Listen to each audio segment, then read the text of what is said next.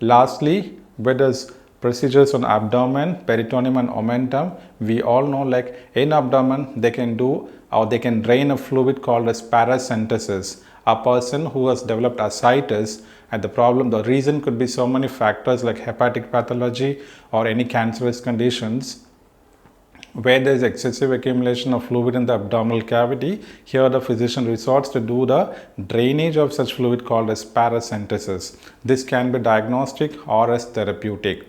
And then there are also abdominal peritoneal tumors that are common, and the physician comes for the removal of such tumors. So we have specific codes. Omentum we have already discussed. It is harvesting of omentum can be reported separately. Imagine a physician is performing a colectomy wherein he is also harvesting a flap of omentum, which is a greater omentum, and he is placing over it. In this case, you can report colectomy and then you can report for the placement of harvest or for the harvest of this omentum for a procedure that is done for an intra-abdominal procedure. With this, we have come to the entire end of this gastroenterology and hope this session is very useful for you. Thank you.